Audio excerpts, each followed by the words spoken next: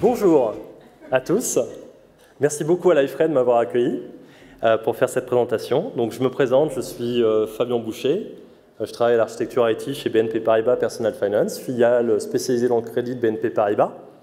Et le thème de ma présentation, c'est la génération d'un client REST dans Liferay. Donc, comment je crée un client REST dans Liferay et comment je le fais en limitant la quantité de code que je dois écrire en appuyant le plus possible sur de la génération de code. Donc l'idée, c'est de s'inspirer du modèle Service Builder. Donc Service Builder vous permet dans Liferay de générer du code à partir d'une modélisation de service qui porte sur des entités. Et l'idée de ces présentations, c'est d'utiliser le même principe pour s'intégrer à des web services REST qui seraient en mesure de publier un contrat de service. Alors, donc du coup, pourquoi est-ce que ça peut être utile de générer du code client REST pour Liferay? Parce que bon, on pourrait tout mettre dans Liferay.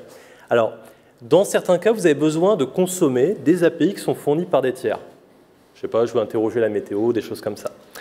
Deux, vous avez des collègues dans une autre équipe qui développent des services en Spring Boot. Voilà, Liferay n'est pas le seul composant du système d'information de votre entreprise. Vous avez d'autres équipes, vos collègues data scientists, n'importe quoi, qui fabriquent d'autres choses et vous voulez pouvoir vous intégrer à eux.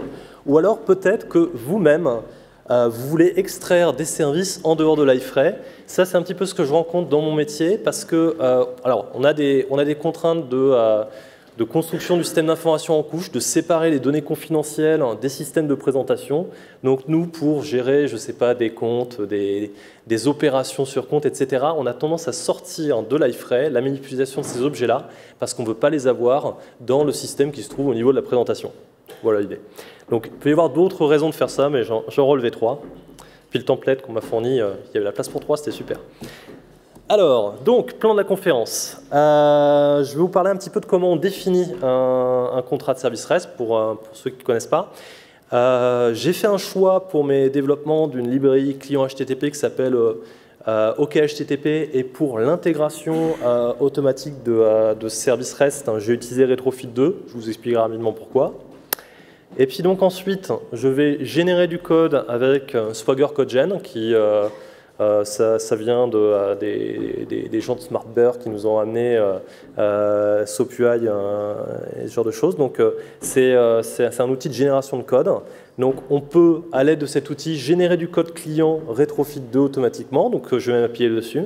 Et puis ce que je me suis dit, c'est qu'on peut aller un cran plus loin et puis on peut construire du local service Liferay avec ce même générateur de code en créant nos propres templates. Donc voilà le plan de la conférence dans les grandes lignes. Alors, donc, contrat de service REST. Donc, qu'est-ce qu'on a dans un contrat de service REST? Là, j'ai pris l'exemple d'un service que vous pouvez trouver sur Internet, c'est de la démonstration, c'est le service d'une animalerie. Donc, une animalerie, qu'est-ce que ça fait? Ça vend des animaux, ça passe des commandes, ça gère des utilisateurs. Donc, on a quelque chose une illustration sur un métier qu'on peut facilement comprendre. Donc, qu'est-ce qu'on trouve dans ce contrat de service? On a la définition de l'endpoint, c'est qu'est-ce qu'il faut que j'appelle, quelle est l'URL qu'il faut que je tape pour atteindre le service. On va avoir la définition des ressources, donc les animaux, pet, les commandes, order, etc. Sur chaque ressource, on va pouvoir faire des opérations. Donc il va y avoir un verbe HTTP, je vais pouvoir faire du post pour créer, du get pour interroger, etc. Je vais avoir des passes et variables de passe que je peux passer dedans. Je vais avoir un schéma d'entrée-sortie, donc je veux créer un animal, je vais passer l'identifiant de l'animal, le nom de l'animal, etc. Bon, le métier de l'animalerie, c'est pas ce qui me concerne aujourd'hui, mais l'idée c'est que cette API, vous l'avez en ligne, vous pouvez jouer avec. Définition du modèle de données des objets qui sont manipulés, donc qu'est-ce qui modélise une commande, qu'est-ce qui modélise un animal. Et puis, gestion de l'authentification, habilitation, quels sont les scopes que vous avez besoin d'obtenir pour effectuer telle ou telle requête. Voilà, donc dans un contrat de service REST, on va trouver ce genre de choses. Alors, en pratique, qu'est-ce que c'est? C'est un machin comme ça, c'est du JSON, ça vous décrit tous les éléments que je vous ai décrits juste avant. Ça ressemble beaucoup au WSDL des services SOAP, c'est un petit peu le même principe. Vous allez avoir sa forme JSON très condensée comme ça, mais en pratique, quand on est en train de dessiner soi-même, on va plutôt utiliser du YAML, les deux sont interchangeables. Alors, par rapport au WSDL du SOAP, c'est plus facile à lire. Si on met les deux côte à côte, c'est un petit peu plus facile de s'y retrouver. Ça n'est pas aussi riche que SOAP. Il y a pas mal de cas dans lesquels on pourra faire mieux avec SOAP, mais c'est plus orienté praticité, expérience développeur, parce que ça cible explicitement HTTP. Alors, petit aparté, donc quand est-ce que REST, quand est-ce que SOAP? REST, bon, on a Swagger, OpenAPI, la spécification que je vais vous montrer. Côté SOAP, on a WSDL. REST, c'est pour faire de l'HTTP, mais vraiment de l'HTTP. Je peux utiliser tous les verbes d'HTTP, je peux bien tirer profit du protocole. SOAP est agnostique du protocole. Le binding le plus populaire est HTTP, mais en pratique, toutes les requêtes sont passées en post. On n'utilise pas complètement les possibilités du protocole. Je peux faire de l'XML, du JSON, ou ce que je veux en REST. En SOAP, c'est de l'XML seulement. Pour l'authentification, habilitation, j'ai OAuth2 dans le monde REST. Dans le monde SOAP, je vais avoir du SAML2, du WS Fédération. Par contre, d'un autre côté, on a côté SOAP WS Security qui est très riche pour faire de la signature, du chiffrement de messages. On peut faire des choses formidables qu'on ne peut pas raisonnablement faire en REST. Ou alors on va fatiguer les développeurs côté client qui ne sont pas habitués côté JavaScript à devoir gérer ce genre de joyeuseté. Alors, REST ou SOAP, peut-être bientôt un vieux débat, parce qu'il n'y a pas que ça. Hein. On peut faire du WebSocket, et puis je regardais, il y a des gens qui sont en train de réfléchir à faire une extension OpenAPI sur WebSocket. Il y a un binding SOAP WebSocket. Je ne sais pas s'il y a beaucoup de monde qui s'en sert, mais il y a des gens qui se sont embêtés à faire une spécification, ça existe. Par ailleurs, vous avez peut-être vu dans les actualités, il y a une semaine ou deux, Quick et HTTP3 arrivent. Donc on va passer de TCP à UDP pour faire de l'HTTP. Ça pose la question de l'intérêt de WebSocket à terme. Ça va probablement revoir la façon dont on fait des API. Donc tous ces débats qu'on a aujourd'hui, on va en avoir d'autres du même style probablement par la suite. Alors pour revenir à notre sujet, donc là je suis dans le monde Java, je suis dans Liferay, je veux faire un client HTTP. C'est pas si facile que ça. Si je regarde un petit peu la chronologie, donc en 1990, création du protocole HTTP. En 1996, on avait la première version de Java. Donc c'est en 2018 que Java 11 a fourni un client HTTP natif. Et dans l'entre-deux, ça fait voilà, pendant 22 ans, chacun y est allé de son implémentation du client HTTP. Et ça s'est accéléré dans la période Android, où là, ça devenait quand même assez important de pouvoir faire des requêtes HTTP. Et donc, il y a moult librairies de clients HTTP qui sont apparues. Alors, oui, donc ils sont sympas pour Java 11, ils nous ont amené HTTP2, c'est déjà bien. Mais il y a le 3 qui arrive, donc il y aura, dans Java, je ne sais pas combien, on aura probablement ça en plus. Donc du coup, je suis dans Liferay, je veux faire du client HTTP, côté serveur, j'entends. Hein. Qu'est-ce que je peux utiliser? Alors, j'ai testé des librairies HTTP. Mes critères de choix, c'était de se débrouiller pour prendre une librairie qui ne va pas tirer trop de dépendance, parce qu'il faut que j'arrive à intégrer ça proprement avec OSGI. Et après en avoir testé quelques-unes, je me suis arrêté sur la première qui m'a donné satisfaction, et c'était OKHTTP. Donc c'est une librairie qui a été créée par Square, un opérateur de paiement mobile. Et puis, ce qui était bien, c'est que derrière, il y avait la librairie Retrofit qui permet de construire des interfaces clients sur des web services REST. Alors, à quoi ça ressemble Retrofit? Donc, le principe en fait de Retrofit, c'est côté Java, je décris une interface. Donc là, ici, j'ai mon interface GitHub Service. Hein, je vais viser GitHub. GitHub, il me permet de lister les repositories d'un utilisateur, par exemple. Donc, je suis allé consulter la documentation de l'API de GitHub. Et bien, pour pouvoir utiliser Retrofit, je définis cette interface dans laquelle je dis j'ai une méthode get sur users, je passe le nom du users et je fais /repo. Et puis, cette méthode prend donc en paramètre la string du nom d'utilisateur et ça me retourne une liste de repositories. Donc le principe avec Retrofit, c'est que vous décrivez une interface qui liste toutes les opérations que vous voulez faire sur l'API REST backend et puis vous pouvez ensuite appeler le web service via cette interface pour faire vos requêtes. Donc comment ça se passe en pratique? Je prends ensuite, je me crée un objet Retrofit. J'y fixe une base URL, l'URL de l'API de GitHub. Je crée une interface de service sur l'interface que j'ai définie auparavant. Et là, j'ai un objet service sur lequel je peux faire ma requête list repository en passant un nom d'utilisateur. Et je récupère ma liste de repository. Donc ça, c'est l'idée générale de Retrofit que j'ai choisi d'utiliser du coup comme base pour faire mon client REST dans Liferay. Alors maintenant, ce qui est intéressant, c'est qu'on peut s'appuyer sur Swagger CodeGen, qui est vous pouvez l'utiliser en tant que plugin Maven, par exemple, qui va vous aider à générer du code côté client ou côté serveur à partir d'un fichier Swagger qui définit l'intégralité du contrat de service. Là, dans mon cas, j'en ai besoin côté client pour construire ma librairie côté client. Alors, Swagger CodeGen supporte de nombreux langages. C'est la même base en fait qui sert à faire des automates pour sortir du code à partir de templates.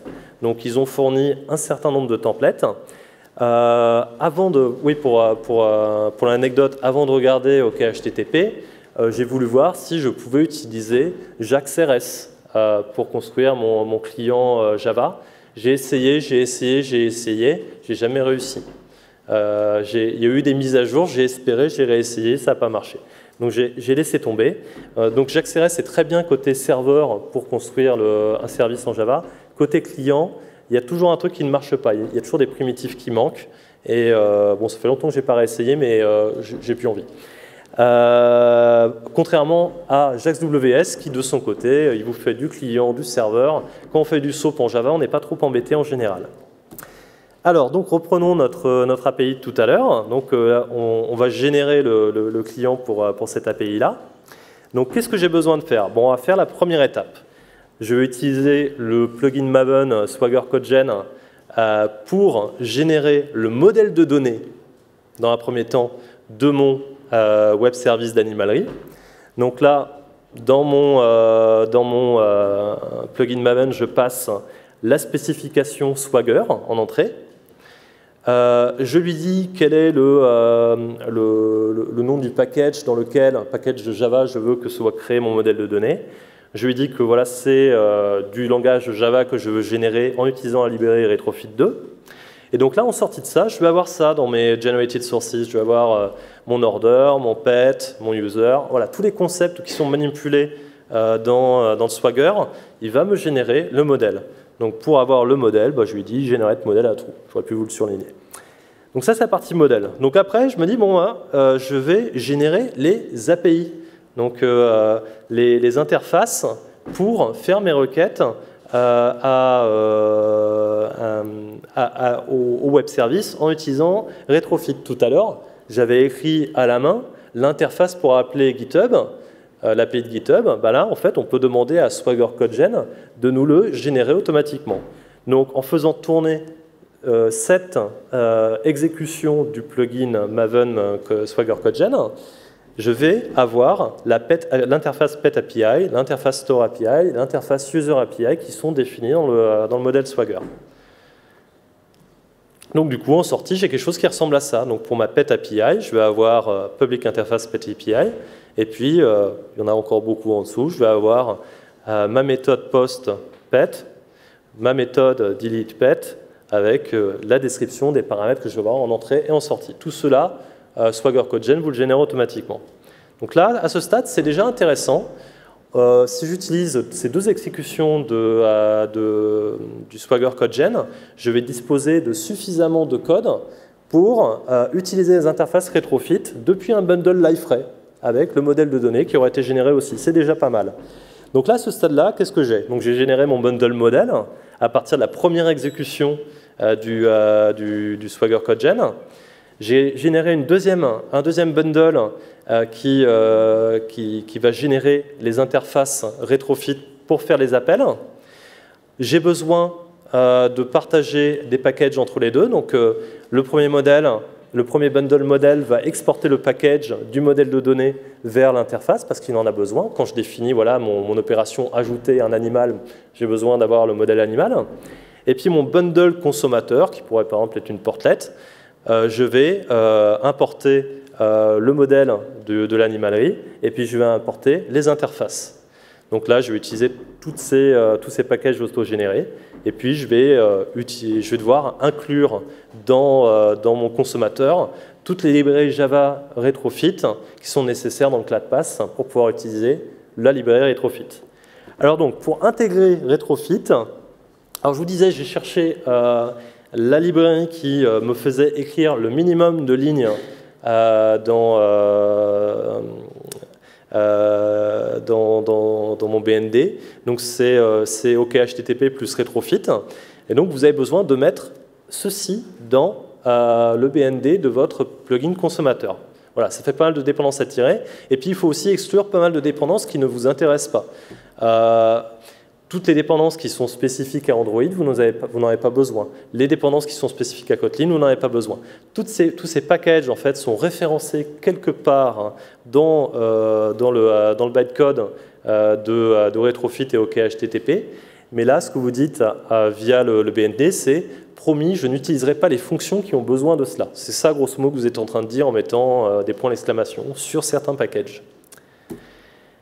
Alors donc, du coup, ça m'obligerait à faire ça, donc à intégrer dans mon bundle portlet l'ensemble de ces déclarations dans le BND pour faire la résolution et librairie.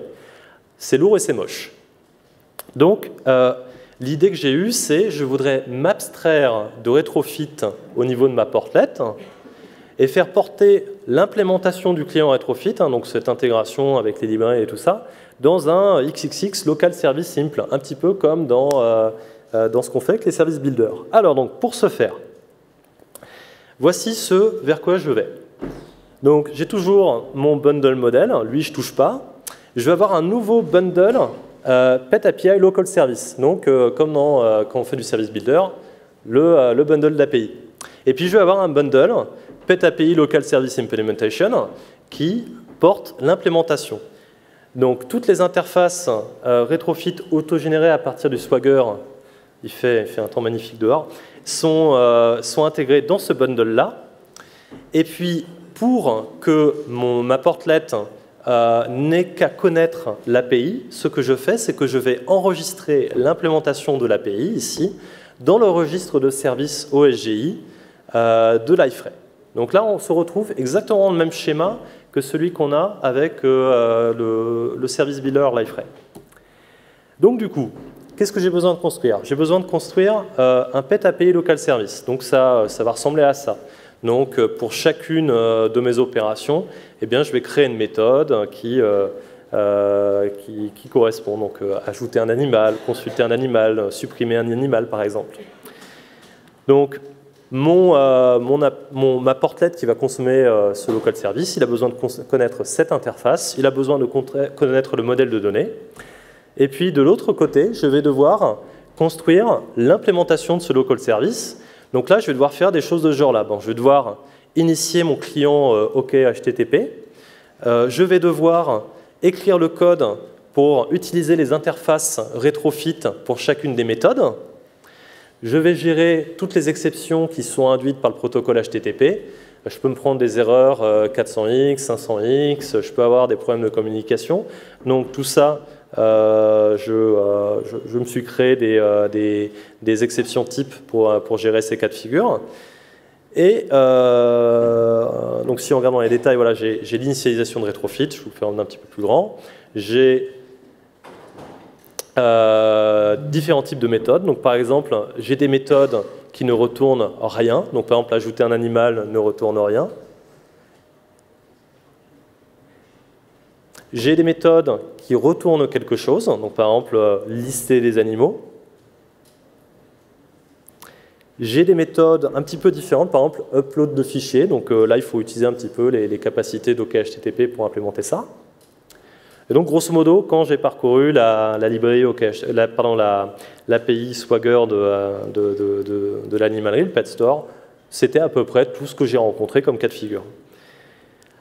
Et puis enfin, j'ai besoin d'enregistrer ce Pet API Local Service Implementation dans le registre de service OSGI. Et alors là, une petite spécificité, je lui donne un scope que vous n'avez peut-être pas vu, qui est le Service Scope Prototype.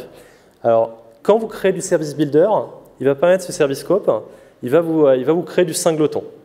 Alors, le singleton, pour aller taper la base de données de Liferay, c'est parfait parce que bon, vous ne devriez pas avoir de problème pour aller taper la base de données. Elle sera là, normalement tout est bien câblé. Si ça ne répond pas, il n'y a pas que ça qui ne marchera pas. Par contre, quand on est en train de faire un client de web service, le web service que vous essayez de viser, il n'est peut-être pas là. Et si vous avez une seule implémentation qui traite toutes les requêtes HTTP et qu'il y en a une qui est bloquée, vous risquez d'avoir des phénomènes de congestionnement. En fait, la première fois que j'ai fait ça, c'est ce qui m'est arrivé. Et donc, j'ai trouvé ceci. Ce scope dans le registre de service OEGI vous permet d'obtenir une fabrique plutôt qu'un singleton. Donc, à chaque fois que vous demandez une implémentation du service via les annotations références, vous allez obtenir une instance propre à votre component OEGI pour faire des requêtes HTTP, et donc vous subirez moins les phénomènes de congestionnement. Donc là, à ce stade, je dispose d'un pet store local service utilisable depuis une portlet. Donc comment ça se passe? Donc dans ma portlet, je vais définir une fabrique de service. Donc d'habitude, on fait @référence directement de service. Là, je fais une référence à ma fabrique de service. Donc c'est Component Service Objects. Ça fait partie de l'API OEGI. 2 pet API Local Service. Donc là, j'ai ma factory. Et donc, pour obtenir une instance dans cette factory, c'est assez facile. Je fais pet API local service factory get service. J'obtiens une instance de service sur laquelle je peux faire mes appels de local service. On se retrouve à peu près dans les cas de figure qu'on pouvait avoir avec l'utilisation de services générés à partir du service builder. Alors, maintenant, ce qui se passe, c'est que ce local service et puis ce local service implementation, je ne veux pas me l'écrire à la main pour chacune des, je sais pas, 25 méthodes qu'il y a dans la spécification Pet Store. Donc du coup, ce que je voudrais, c'est générer aussi ces éléments-là à partir du Swagger. Eh bien, voilà ce qu'on va faire. On va se faire une nouvelle exécution du Swagger CodeGen, dans lequel on va passer toujours le Pet Store YAML, mais cette fois, je vais appeler dans le language une classe que j'ai créée moi. Et puis, je vais passer un template que j'ai créé moi, et ça va être mon template pour le local service et pour le local service impl. Je vais vous montrer à quoi ça ressemble. Donc, mon local service, qu'est-ce que j'attends de lui?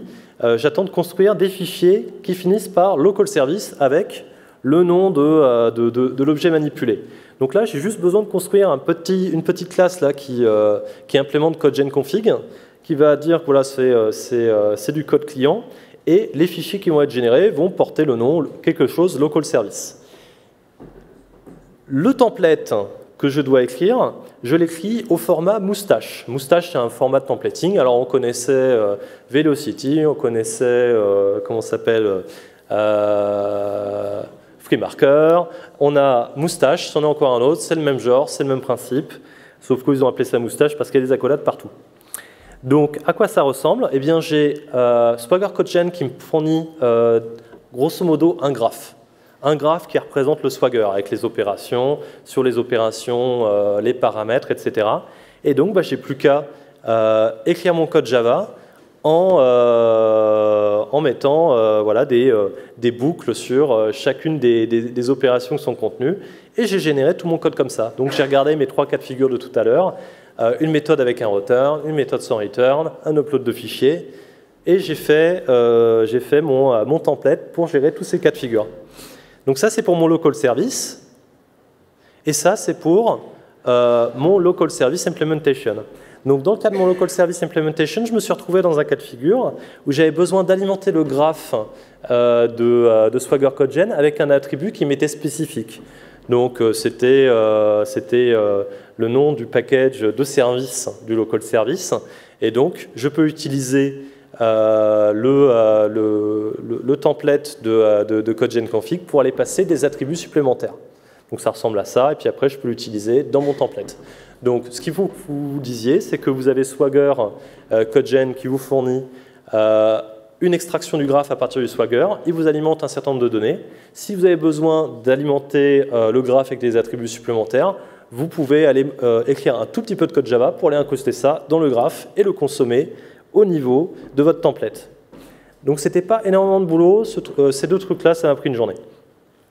Donc là, voilà, on est arrivé à ce que je souhaitais.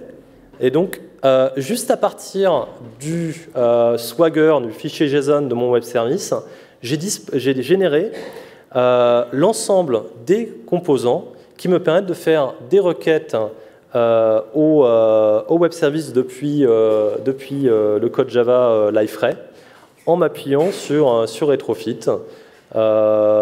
Aujourd'hui, je me suis appuyé sur Retrofit. Peut-être qu'on pourrait utiliser d'autres clients HTTP. C'était une des raisons pour lesquelles j'ai souhaité faire un découplage en fait, entre la partie intégration HTTP et puis le local service Liferay. Et donc, on est arrivé à cette construction-là. Donc voilà, l'ensemble du code que je vous ai montré là et bien plus est disponible sur un repo GitHub. Donc vous pouvez récupérer tout ça, le compiler vous-même, regardez comment j'ai fait dans les petits détails. Je vous ai montré les principaux points. Et j'en ai fini pour le moment, voilà.